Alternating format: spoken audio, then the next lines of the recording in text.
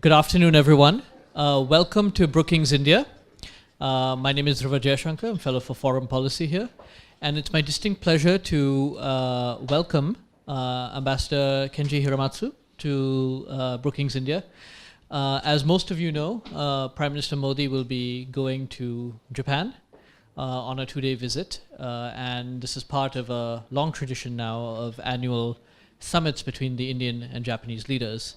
So Ambassador Hiramatsu is on his way tomorrow, I believe, to Japan to do preparations for the visit.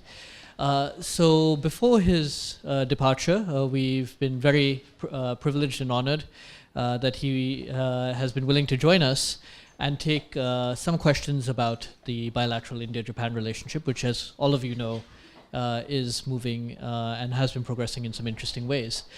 What I will do is have a few questions for the ambassador, which he will answer, and then we'll open it up to questions from all of you. And just to confirm, this is all on the record as well.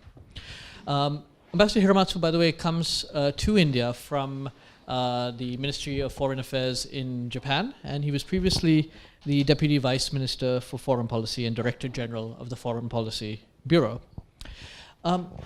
Ambassador, welcome.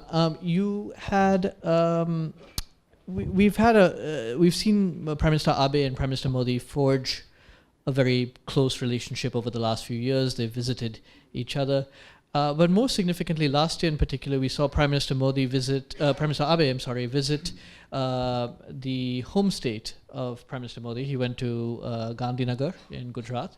What can we expect from this visit in terms of the personal connection between the two leaders? Thank you.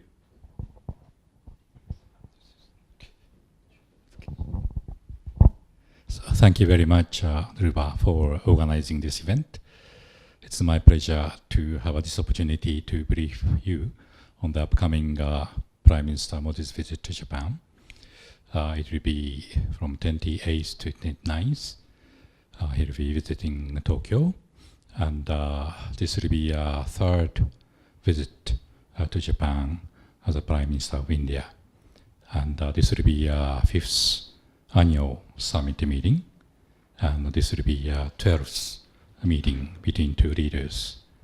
And this annual summit meeting will be 12th, so it will be a very regular kind of meetings between two prime ministers.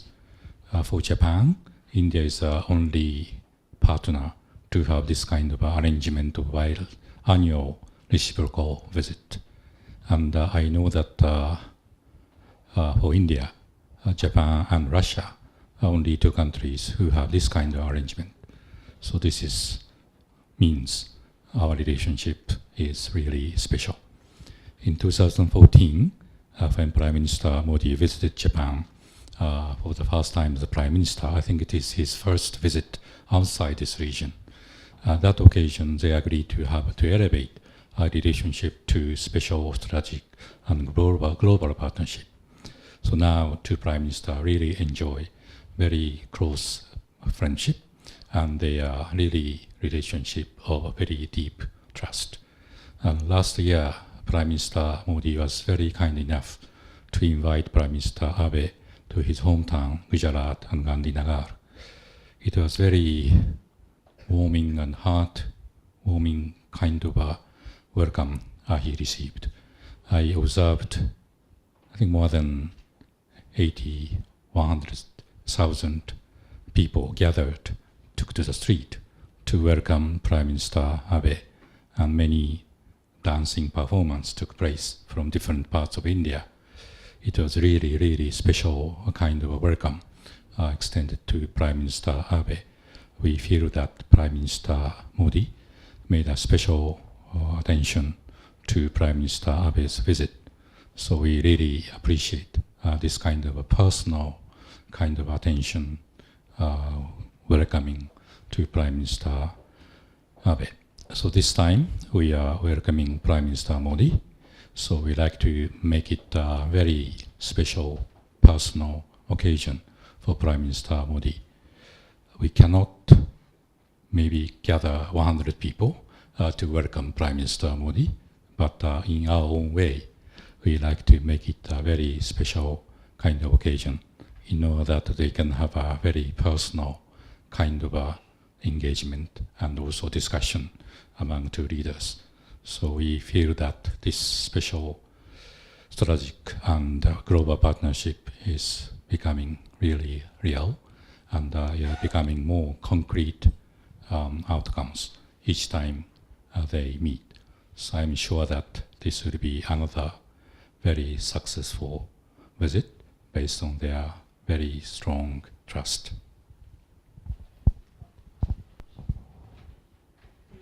You mentioned concrete outcomes, and I'd like to ask you about that in just a minute. But one of the issues that has been coming up,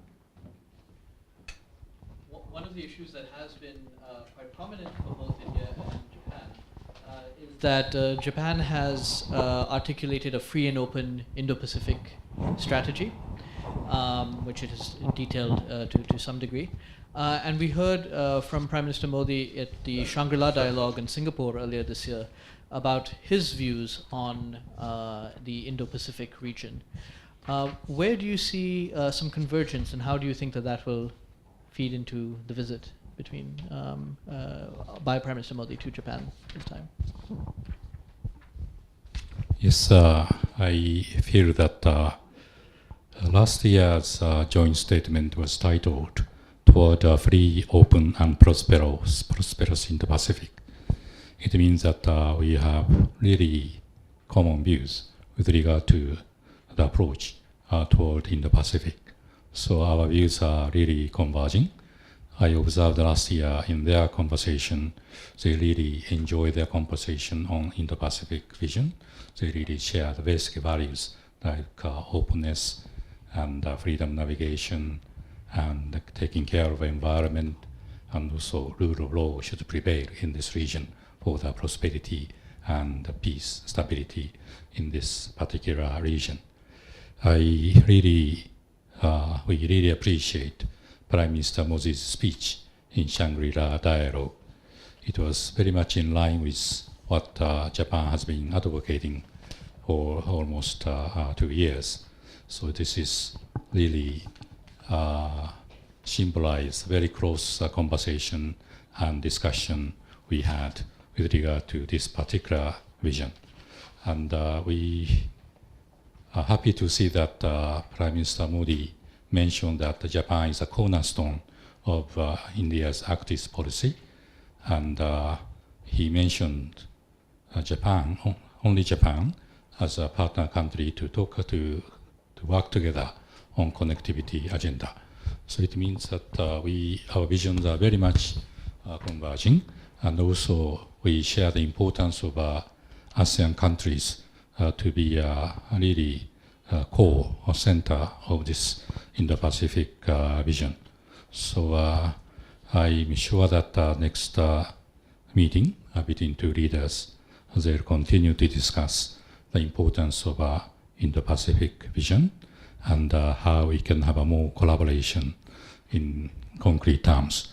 Not only talking about vision itself, I think it's important to have a concrete project to be implemented together. Together means Japan and India can contribute some infrastructure project in the Pacific.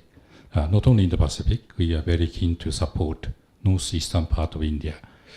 Japan-India has established so-called Act East Forum, in which we discuss how we can collaborate together in many areas, including infrastructure or people-to-people exchange, disaster risk management, and so on. We had a second round of Act East Forum actually this month, and we identified some of the infrastructure project, including road development project. We have already started some road improvement project, such as NH51 and NH40 in Meghalaya and NH54 Mizoram. So we are now exploring the possibility to the realization of a road project connecting Geref is a border area between Assam and Bhutan, and Dalu, a border city town between Bangladesh and Meghalaya. So we are very happy to support the infrastructure, especially connectivity-related project in this region, and not only connectivity project, but also people-to-people play a very important role in talking about our collaboration in Northeast. And also, this area is prone to natural disaster, such as flood and also earthquake. Japan has a lot of experience to share with the northeastern part of India. So not only connecting India with neighboring countries like Bangladesh and others, but also we are very happy to have a connectivity project together in Northeast, which eventually connect with neighboring countries like Myanmar or Bangladesh. So in this Indo-Pacific vision, we are now, our views are converging, and not only converging, we are now trying to have a more concrete project implemented together between Japan and India. One area that has seen some accelerated convergence of late has been in the defense and security relationship between India and Japan. We have, of course, the Malabar exercises that Japan has now been involved in, the GMEX naval exercises, and there have been agreements in the past, including on the sharing of classified military information. What can we expect to see on the defense and security side? I think last decade, our relationship between Japan and India was geared by economic investment and trade relationship. But I'm also telling that the defense security relationship have been rapidly catching up. There are many good concrete endeavors are taking place between two countries. We had a very successful visit by our defense minister last August. He had a very good meeting with his counterpart, her counterpart, Madam Shitarama, to come up with some concrete project to be implemented together. As you mentioned, we have a very extensive joint exercises. The symbolic one is the Malabar exercise. We have already established trilateral exercise among Japan, India, and the United States. In last Malabar exercise, which took place June, of Guam area, in that from our naval maritime defense forces, we had a participation from P1, maritime patrol aircraft, and the submarine. So our level of participation in Malabar exercise now increasing. And we hope that next round of Malabar exercise will be another successful exercise.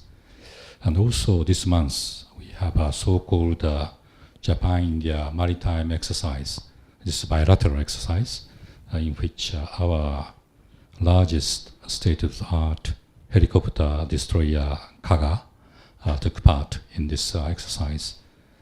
They had a anti-submarine exercise. I was told that it was very successful exercise between two countries, and it is another demonstration how our cooperation in maritime area has been expanding. And also we'll have our first joint exercise between our ground self-defense forces and Indian Army. This will be called Dharma Guardian, which will take place in the state of Mizoram from 1st to 14th of November. This is intended to have a joint exercise against a threat in urban warfare scenario and counter-terrorism exercise. So this is first exercise between two army and ground self-defense forces Japan. So we are looking forward to having very successful exercise. And the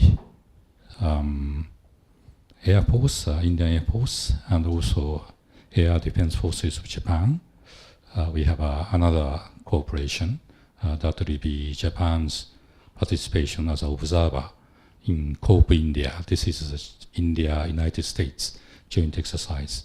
It will take place sometime soon, and I hope this participation of our air self-defense forces in this bilateral exercise will be a kind of elevation of our cooperation in this specific service. And also, we are expecting to sign agreement, which is called implementing agreement between Japanese or Indian Navy and Japanese naval defense forces with regard to maritime domain awareness and maritime security issues. So we'd like to have a more cooperation in this domain too. And also we are hoping to start kind of a formal negotiation process with regard to possible signing of, we called, acquisition and cross-service agreement. This is a mutual logistics support agreement.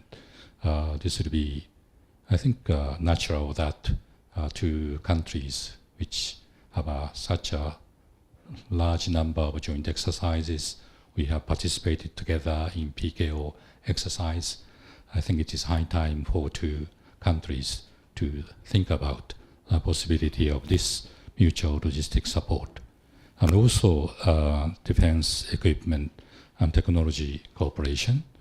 We have agreed to have a joint research activities with regard to unmanned vehicle and robotics. This is the first sort of joint research activities between Japanese side and Indian counterpart. So this is rather long list, I think, for a cooperation project. And not only these, I hope the Prime Ministers will discuss much more in detail how can we have a future cooperation in military and security matters. So I'm very happy. I'm a kind of a security man to see a lot of progress in terms of our relationship in defense and security field. Thank you. One final question before turning it open to the audience. You mentioned at the beginning that economic relationship, investment, trade had been at the leading edge of the India-Japan relationship, and now the security relationship is playing catch-up. But now with all of these developments on the security side, what can we expect on the economic side now as the relationship progresses there? Yes, of course, we have a very strong economic and trade and investment relationship. I think Japan is the biggest investors in manufacturing sector to India for many years, and Japan is committed to do more in the future. In 2014, two Prime Minister to agree to double our amount of investment to India, or to double number of Japanese companies operating here. Another commitment is in 5 years, we'll have a 3.5 trillion Japanese yen investment from private and public to India. I think this commitment is on track. Not only government, but also our companies are very much interested in very fast growing India economy. There are a lot of business opportunity in this country. So we are very happy to support India's development. We are saying that strong India is in Japan's best interest. This is what Prime Minister Abe is always telling. For that, we have to support even more India's economic development. Of course, we will continue to support high-speed railway project, and also we like to contribute infrastructure development with the concept of quality infrastructure. Japan is promoting this idea, which means infrastructure should be safe, resilient, and environmentally friendly, and lifetime cost should be taken into account. Process should be open, transparent, and non-exclusive, based on the international standard and responsible debt financing practice. So we'd like to promote this idea, and I'd like to have a better infrastructure in this country. not only we are going to continue to provide our ODA assistance, official development assistance. Japan is by far our biggest bilateral donor to India. We like to continue to do the same, even improve, enhance our cooperation to India. Last 2 years, we broke the record. It means last year is the highest amount of ODA project, ODA, has been provided to India, and the previous year was the same. So we are very much committed to India's development by providing ODA assistance. Not only infrastructure, we like to emphasize the importance of more grassroots, down to the earth, rural kind of development, which include healthcare and sanitation, and disaster risk reduction, and agriculture, food processing, and so on. So we have to have a more balanced kind of assistance to address real needs of Indian government, Indian society. So Japan is committed. I can go into the detail, but it will take another 5 minutes, so I'll stop here. Thank you very much. So let's take a few questions. Maybe start with Ajay Shukla here. You can just wait for the microphone. I'm Ajay Shukla. I write for a paper called Business Standard. And Ambassador, I'll take you back to that very impressive list of security things that you had mentioned would be taken forward. Recently, India had tendered for submarines, air-independent propulsion submarines, and it was expected that the Japanese Soryu-class submarine would be one of those that were offered. But that offer didn't come from Japan. Could you tell us why that was so? And while we're at it, the US-2 aircraft also, where does that project stand? Is it likely to materialize anytime soon? Thank you.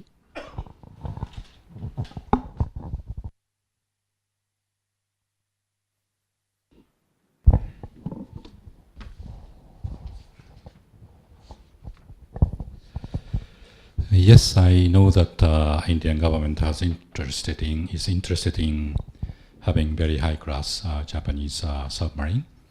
We are in the process of discussing between Japanese government and private sector.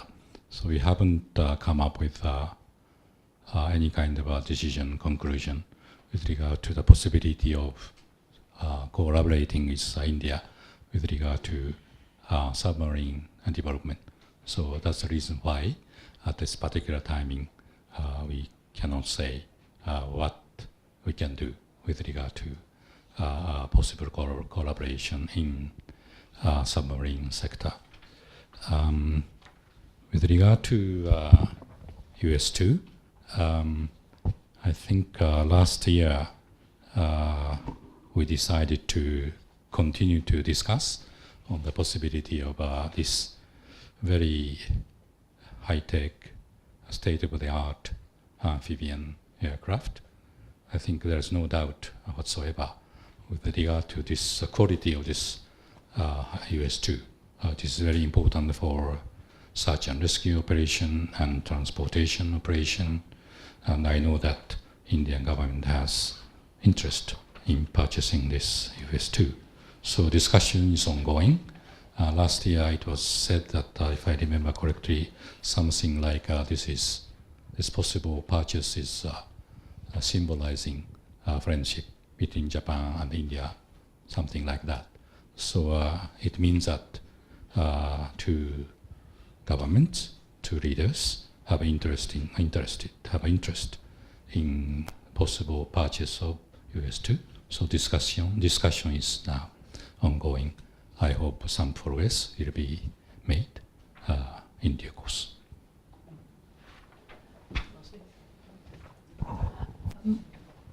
Ambassador, you'd spoken about Japan's decision to continue to fund the high-speed railway project, and the first tranche from JICA has already come in of about 5,500 crores. I wanted to ask you if you'd seen reports that the Maharashtra state officials are actually think that India might miss its deadlines when it comes to land acquisition, particularly in Palghar, but along the route as well. And wanted to ask how concerned you are that actually the high-speed rail project between Mumbai and Ahmedabad will actually be delayed. Are there timelines? You spoke about quality being ensured from the Japanese end, but are there also timelines that you expect to be kept? I think this is a project, a very symbolic project between two countries. And two prime ministers decided to go ahead with this very important project. So I'm very confident that under the very strong leadership and guidance by two prime ministers, this project will be completed as scheduled. And as you mentioned, we have made a first round of first tranche of disbursement of Japanese ODA loan last September, last month actually.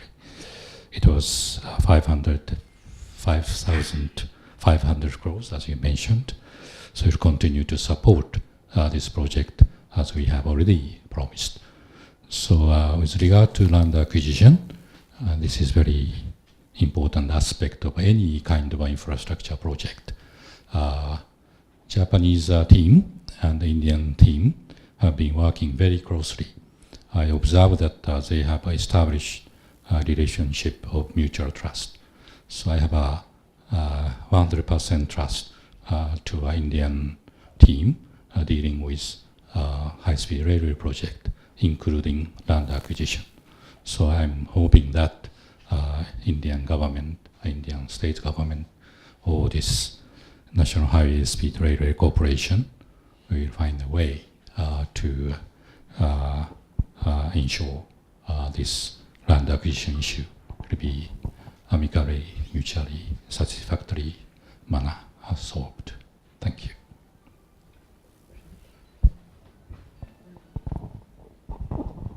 Excellency Manish Chang, you spoke about doing joint projects in infrastructure sector and the two sides finally identifying some concrete infrastructure projects. My question is about Africa-Asia Growth Corridor. Apparently, we haven't moved from the conceptual level to identifying concrete projects. What is the progress there? And also, what is Japan's attitude towards Belt and Road? I believe a lot of Japanese companies are buying into or planning to invest in BRI projects. Thank you. Your first question is about. Okay. Okay, thank you. Of course, our idea of a free and open Indo-Pacific strategy covers from eastern part of Asia up to eastern part of Africa. So we are very pleased to work with Indian government to support African countries' development efforts by providing technology, financing, and experience. I know that Indian companies have a long history of working, especially eastern part of Africa, in the very diverse area of business. So we like to very much to work with the Indian companies or Indian governments to support private or public project in concrete terms.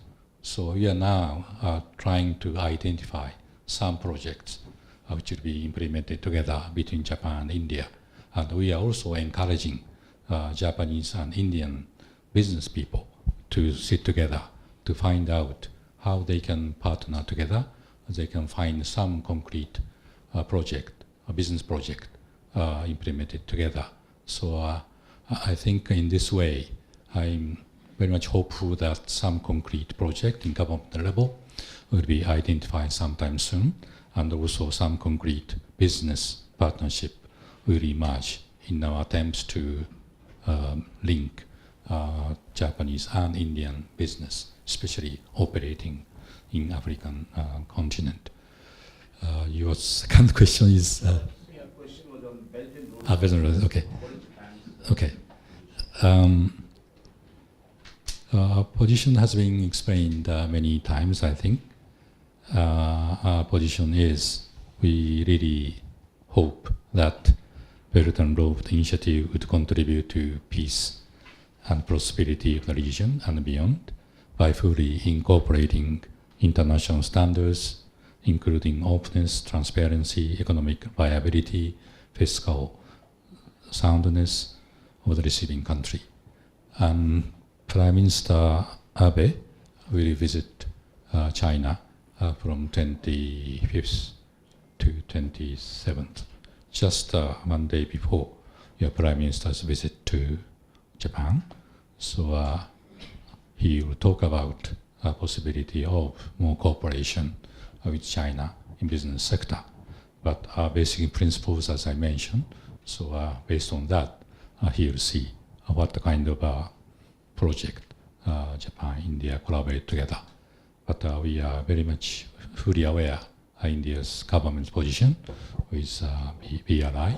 We will respect that, and but how, based on our basic ideas, positions, what kind of project we can do together. That is our position.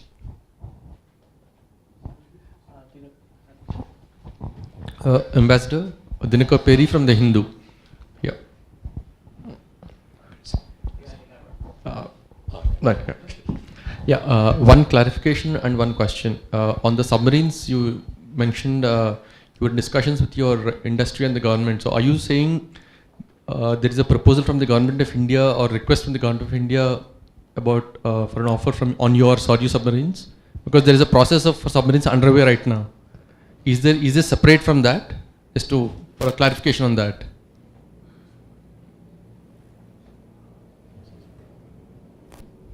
And the question you mentioned of two agreements. One, the naval agreement for maritime domain awareness.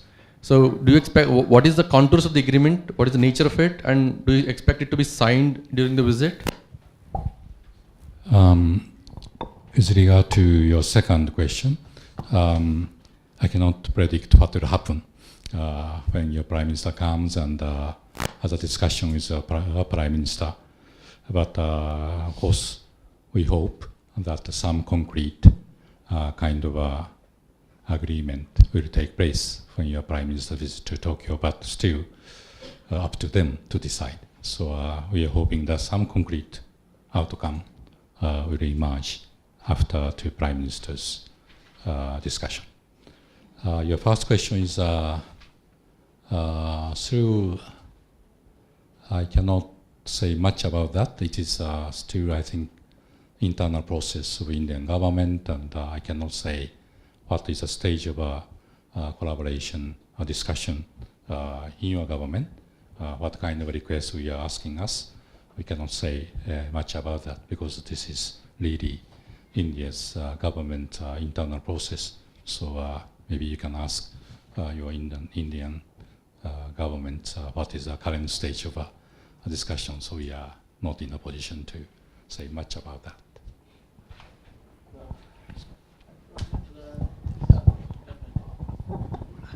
Ambassador, I'm Akhilesh Suman from Rajya Sabha TV. My question is regarding Quad. Japan's foreign minister had articulated the concept of Quad and he renewed it actually. So can you explain that when Prime Minister Narendra Modi will be meeting Prime Minister Abe, this issue will be discussed, and do you see any direction, concrete action on this issue? Yes, I think it was last November this Quad was necessarily revived, and we had a first meeting after many years, and again we had a second round of a meeting in June, if I remember correctly. So this process is now steadily growing and going. So I think 4 countries at that time, the 4 countries agreed to partner with countries and institutions in the region to promote a shared vision of rendering the Indo-Pacific region peaceful and prosperous, and to hold a consultation on a regular basis. So they decided to have a meeting on a regular basis.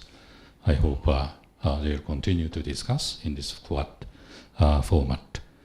But there are other, formats like Japan, India, United States, trilateral dialogue.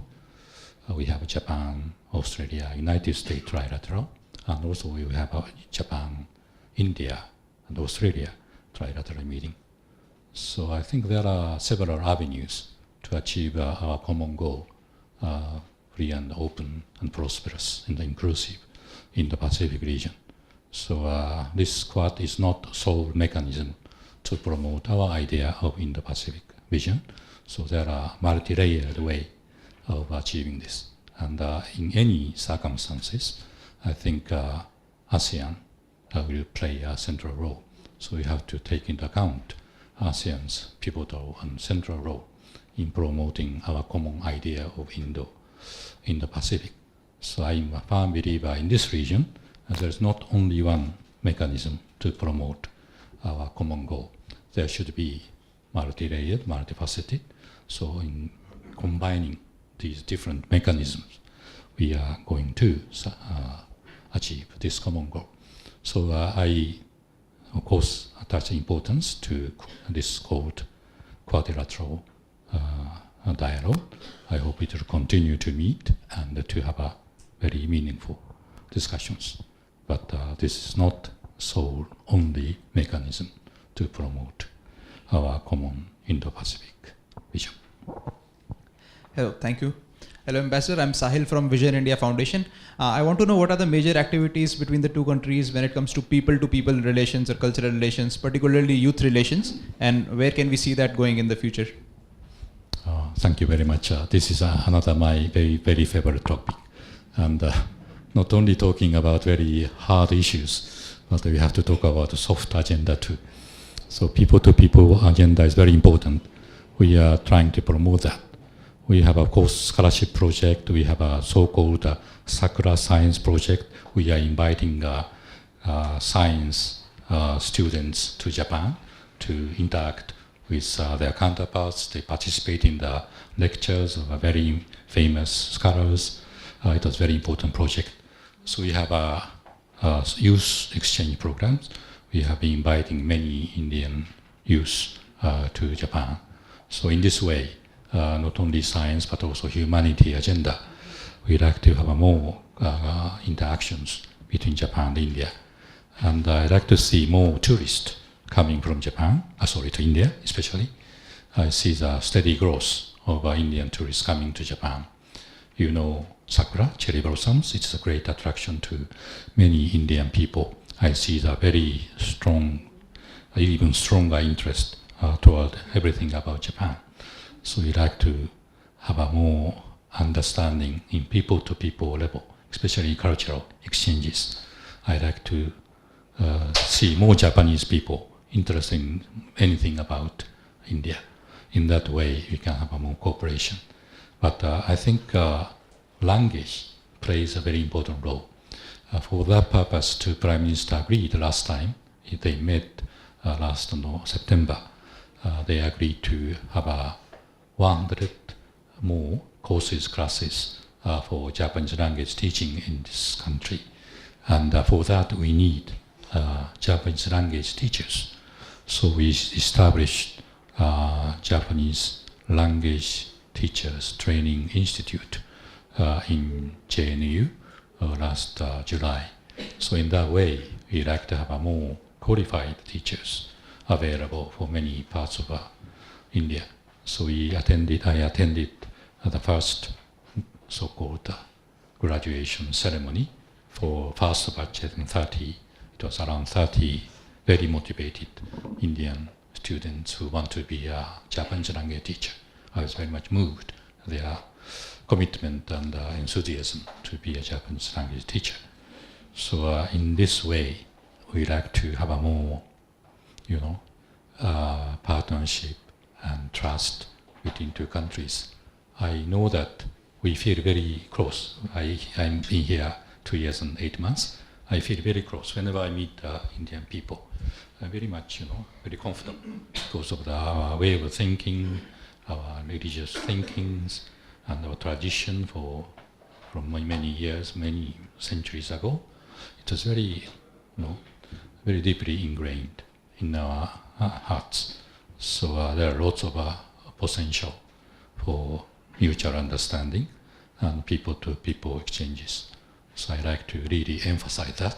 This is really the issue we have to emphasize now. Thank you for your question. Ambassador, I'm Ranjit Kumar. India and Japan have already concluded nuclear energy cooperation agreement. I would like to know if Japanese nuclear equipment manufacturing companies are eligible to directly cooperate with Indian nuclear companies. Thank you very much. This nuclear agreement was signed just two years ago, I think. So it is very important kind of agreement. After many years of negotiation, I have been involved in this negotiation. It was not easy kind of negotiation. So it is very symbolic kind of agreement we achieved 2 years ago. So this is really a historic move, which has further strengthened our strategic relations. Japanese firms are really interested in providing high quality equipment essential for construction of nuclear power plants. Now, from this point of view, Japan and India have already embarked I think rather intensive discussions, and we like to continue working toward the realization of cooperation. So it means that we are now in a process of discussion how we can cooperate in this particular sector. A question right in the back. This is Bhattacharya from Business Standard. I want to know to what extent would RCEP and other trade-related issues figure in the discussions between the two premiers? RCEP. Yes, so-called RCEP is an important mechanism to have a more free flow of goods and services in this region. So we are committed to have a substantial outcome agreement by the end of this year. And our ministers and our negotiators are working very hard to achieve this goal. So this is important to have a more regional kind of a collaboration, cooperation, economic field. I really think that India is a very, very important partner in this RCEP agreement. Japan and India have been having a lot of discussion bilaterally, how to understand each other, how to address each other's concerns. So in this way, we'll be able to find a common ground for agreeing upon this RCEP agreement. So we are now working very hard to achieve this timeline. I think we're just going to start wrapping up, but I think the lady here had a question. And just 1 second, microphone's coming to you. Yeah, my name is Sai from Vietnam Embassy. So my question is about maritime cooperation. During the visit of our late President Chen Dai-quang to India in last March, Prime Minister Modi mentioned about the maritime cooperation between Vietnam, India, and the third country. And after that, I read on some source in newspaper that the countries the Prime Minister Modi mentioned is Japan. So what's your comment about this? Thank you.